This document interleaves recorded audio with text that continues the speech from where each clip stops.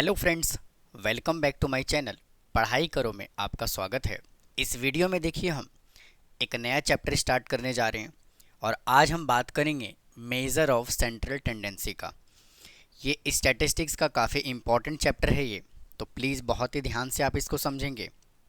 और इससे पहले मैंने फ्रीक्वेंसी डिस्ट्रीब्यूशन टेबल क्या होता है, फ्रीक्वेंसी क्या होता है, सभी के सभी टाइप्स फ्रीक्वेंसी के मैंने अपने चैनल पे अपलोड किया हुआ है, आप उसको जा कर के देख सकते हैं। तो आइए आज की क्लास को स्टार्ट करते हैं और बात करते हैं मेजर्स ऑफ सेंट्रल टेंडेंसी के बारे में। तो देखिए यहाँ पे एक वर्ड लिखा हुआ है क्या, सेंट्रल। अभी सेंट्रल का मतलब होता है क्या, सेंट्रल का मतलब होता है एवरेज।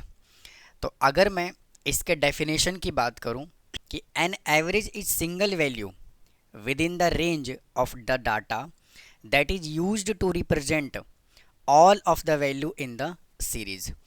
यानी कि जो एवरेज होता है ना, यानी कि जो सेंट्रल टेंडेंसी होता है, जो हमने डाटा को कलेक्ट किया है उसको एक सिंगल वैल्यू में रिप्रेजेंट करने के प्रोसेस को क्या कहा जाता है, सेंट्रल टेंडेंसी। यानी कि जो भी डाटा हमने कलेक्ट किया है जब उसको सिंगल नंबर में रिप्रेजेंट किया जाता है तो उसको क्या कहा जाता है, सेंट्रल टेंडेंसी। इसका देखिए एक डेफिनेशन और है, an average is a single figure represent the whole group. मतलब कि सभी के सभी ग्रुप का अगर एक सिंगल फिगर में अगर हम उसको रिप्रेजेंट कर दें तो उसको क्या कहा जाता है, सेंट्रल वैल्यू यानी कि एवरेज। यहाँ पे मैं आपको एक एग्जांपल की हेल्प से समझाता हूँ। जैसे मान लीजिए मैंने किसी स्टूडेंट से पूछा कि आप अपने सब्जेक्ट से मार्क्स बताओ। स्टूडेंट ने कहा मेरे एक सब्जेक्ट में तो 70 मार्क्स है, एक सब्जेक्ट में 80 हैं, एक में 72 है, एक सब्जेक्ट में 75 है। तो मतलब कहने का ये है कि अगर मैं इन सभी वैल्यू को ऐड कर दूं, अगर मैं इन सभी वैल्यू को ऐड करके और जितने भी नंबर हैं उनसे डिवाइड कर दूं तो मुझे एक आइडिया लग जाएगा कि लमसम आपका इतने मार्क्स, मतलब एवरेजली इतने मार्क्स आपके हैं। यानी कि अगर मैं इन सभी वैल्यू को क्या कर दूं, ऐड कर दूं और 1 2 3 4 से अगर मैं डिवाइड कर दूं तो मुझे एक सिंगल नंबर में पता लग जाएगा इन चारों डाटा का वैल्यू। तो इसी को क्या कहा जाता है, एवरेज या फिर सेंट्रल। या फिर आप ऐसे भी कह सकते हैं, जैसे मान लीजिए पी भाई साहब जो हैं वो सब्जी मंडी गए, पी गए सब्जी मंडी और उन्होंने पोटैटो का रेट पूछा। तो आलू वाले ने कहा कि जी 30 रुपीज़ पर केजी है पोटैटो। तो मिस्टर पी ने क्या कहा, जी 20 रुपीज़ केजी लगा लो, यानी कि 20 रुपये किलो लगा लो। तो सब्जी वाले ने कहा कि जी ऐसा है, 20 रुपये किलो तो हम नहीं लगा पाएंगे आपको, हम क्या करते हैं 25 रुपये किलो में हम आपको दे देंगे। तो इसका मतलब क्या है, 30 रुपये और 20 रुपये का एवरेज निकाल दिया, कितना 25 रुपये। तो वही हमारा क्या कहलाएगा, सेंट्रल वैल्यू कहलाएगा, एवरेज कहलाएगा।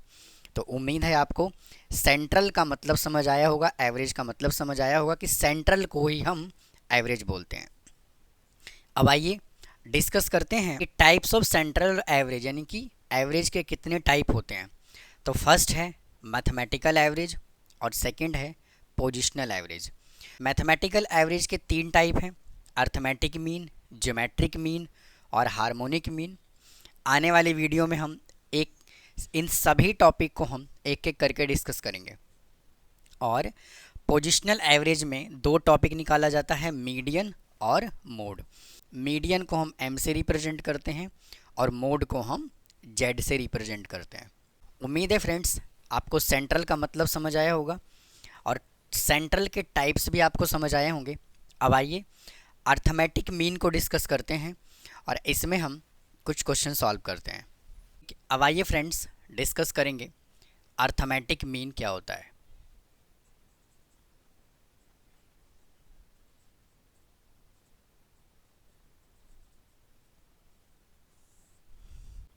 प्रीवियस वीडियो में मैंने बताया हुआ है कि जो सीरीज़ होता है वो 3 टाइप का होता है। सीरीज़ का जो फर्स्ट टाइप होता है वो क्या होता है, इंडिविजुअल सीरीज।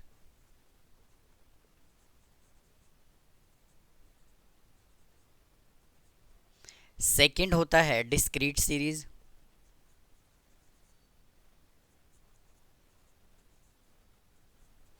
और थर्ड टाइप होता है कॉन्टिन्यूअस सीरीज।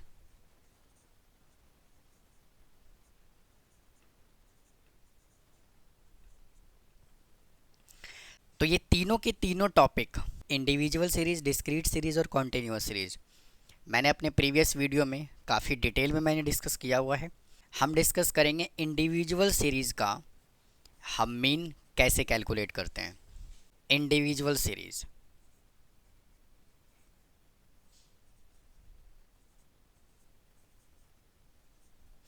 इंडिविजुअल सीरीज़ में मीन को दो मेथड से निकाला जाता है। फर्स्ट मेथड है डायरेक्ट मेथड,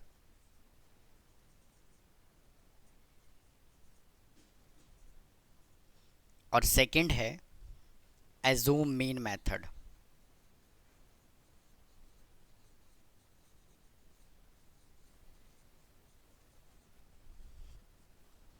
तो डायरेक्ट मेथड में मीन निकालने का क्या फॉर्मूला होता है? Summation of X divide by N. और एज्यूम मीन मेथड में मीन निकालने का फॉर्मूला होता है A plus summation of D divide by N. तो आज हम इन दोनों ही मेथड को डिस्कस करेंगे इस वीडियो में कि इंडिविजुअल सीरीज़ का हम डायरेक्ट मेथड से मीन कैसे निकालते हैं और अजूम मीन मेथड से हम मीन कैसे कैलकुलेट करते हैं। तो आइए क्वेश्चन को सॉल्व करते हैं। देखिए, मैंने यहाँ पर एक इंडिविजुअल सीरीज़ का मैंने क्वेश्चन कंसिडर कर लिया है। इसका हम मीन कैलकुलेट करेंगे कौन से मेथड से? डायरेक्ट मेथड से।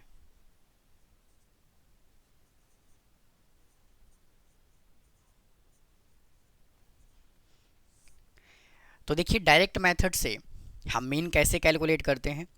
जो भी नंबर आपको यहाँ पे गिवन है, इन सबको क्या कर लेना है? ऐड कर लेना है। 15 plus 20 plus 30 plus 22 plus 25 plus 18 plus 40 plus 50 plus 55 plus 65, इन सबको हमने ऐड कर लिया। और नंबर ऑफ टर्म से हमें कर लेना है इसको डिवाइड। कितने नंबर है देखिए, 1 2 3 4 5 6 7 8 9 और 10, तो टोटल नंबर है 10। तो इन सभी नंबर को जब आप ऐड करेंगे तो आएगा कितना? 340। और यहाँ पे हम मीन कैलकुलेट करने लग रहे हैं, तो मीन इज इक्वल टू, और टोटल नंबर है 10, इसको कैंसिल कर दिया, कितना आ गया? 34।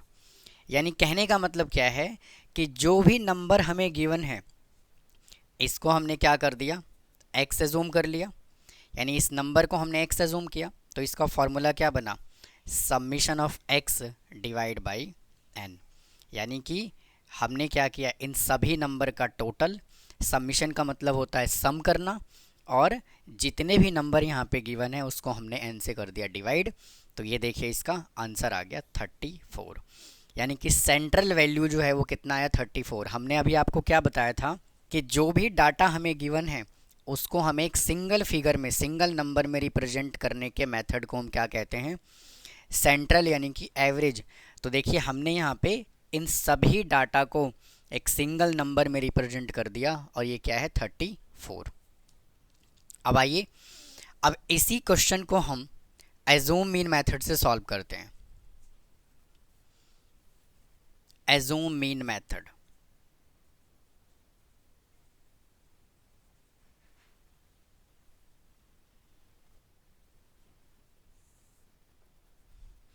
तो देखिए एजूम मीन मेथड में हम मीन को कैसे कैलकुलेट करते हैं? इसका फॉर्मूला होता है mean is equal to A plus summation of D divided by N. जो भी यहाँ पे पॉकेट अलाउंस लिखा हुआ है, यहाँ पे जो भी पॉकेट अलाउंस है यहाँ पर हम लिखेंगे एक्स। और कितने पॉकेट अलाउंस है? 15, 15, 20, 30, 22, 25, 22, 25, 18, 40, 18, 40, 50, 55 और 65। तो ये हमने देखिए यहाँ पे पॉकेट अलाउंस लिखा। अब देखिए हमें क्या करना है, अपना जो मेथड है वो क्या है, एज्यूम मीन मेथड। तो एज्यूम मीन मेथड में हम क्या करते हैं, x में से किसी भी एक नंबर को हम क्या करते हैं, एज्यूम करते हैं। जैसे मान लीजिए मैंने यहाँ पे 40 को एज्यूम कर लिया। आप चाहें तो कोई भी वैल्यू इसमें से एज्यूम कर सकते हैं, जो मन करे वो एज्यूम कर सकते हैं। और अगर आप बाहर से भी कोई नंबर एज्यूम करेंगे तो भी आंसर सेम आएगा। कोई भी जो मन करे वो नंबर आप यहाँ से एज्यूम कर सकते हैं। तो यहाँ से d इज इक्वल टू क्या आ जाएगा, x माइनस ए, यानी कि जो भी नंबर आपने यहाँ पे एज्यूम किया है इसको a से रिप्रेजेंट कर दिया। और फिर क्या करना है, x माइनस ए, मतलब कि इस वैल्यू में से जो एज्यूम किया हुआ नंबर है उसको हमें माइनस करना है।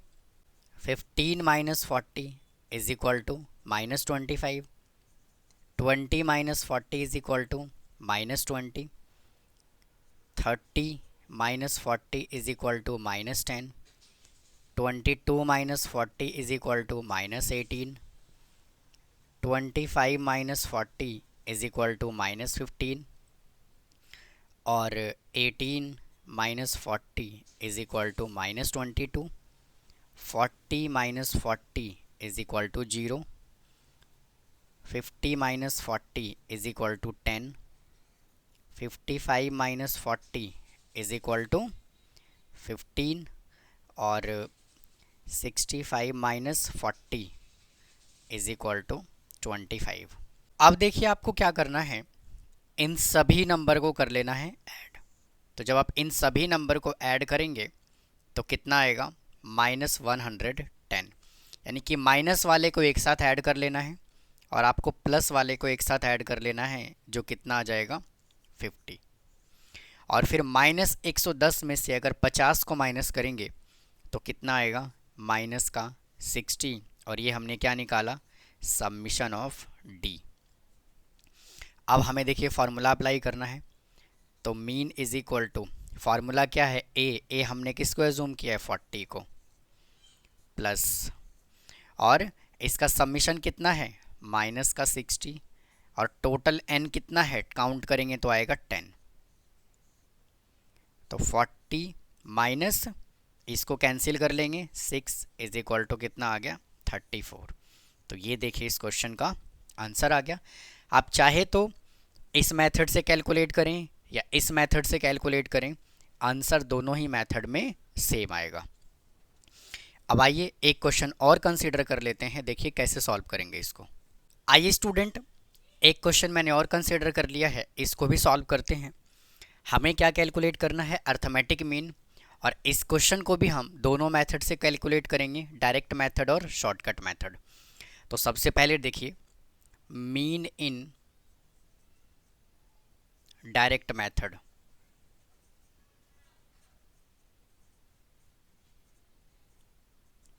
डायरेक्ट मेथड से मीन निकालने का फॉर्मूला होता है submission of x divided by n, यानी कि जो भी यहाँ पे नंबर है इसको हम x एज्यूम कर लेंगे।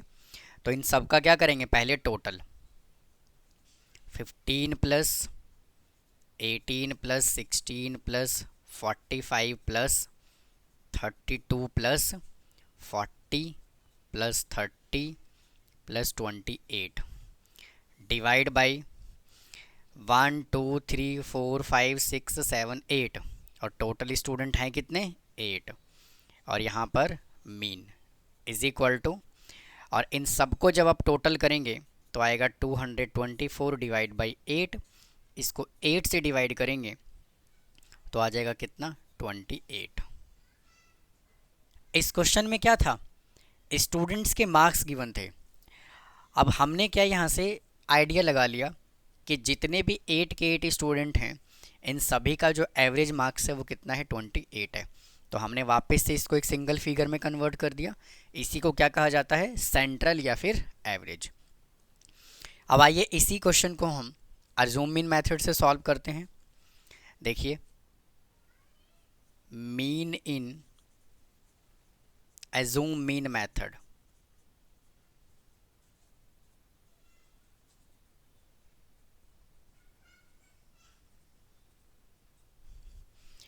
तो यहाँ पर स्टूडेंट्स के मार्क्स गिवन है, मार्क्स को x से जूम कर लेता हूँ, क्या है 15, 18, 16, 15, 18, 16, 45, 32, 45, 32, 40, 30 और 28। अब देखिए हम क्या करेंगे, यहाँ से d कैलकुलेट करेंगे डिफरेंस। तो d इज इक्वल टू क्या फॉर्मूला होता है, x माइनस ए। इनमें से आप किसी भी वैल्यू को आप a जूम कर सकते हैं। मैं देखिए इसमें a जूम कर लेता हूँ 40 को।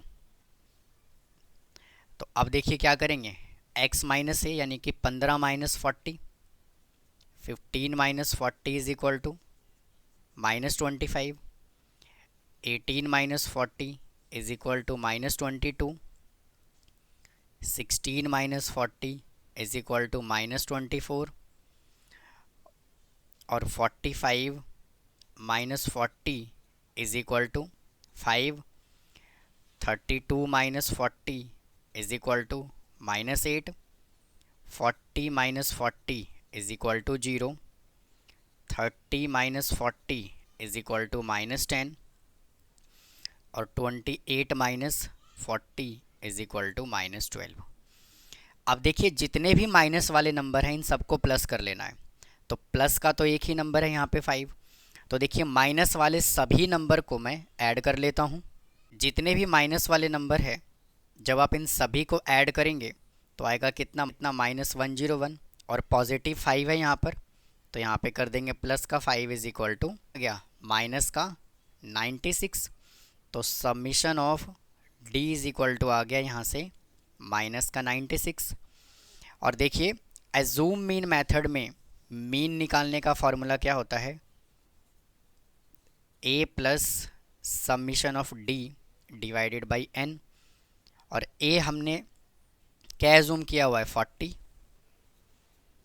और समीशन ऑफ d कितना है माइनस का 96 divide by 8 is equal to 40 minus इसको कैंसिल कर लेंगे, आ जाएगा 12 इज इक्वल टू आंसर आ गया 28।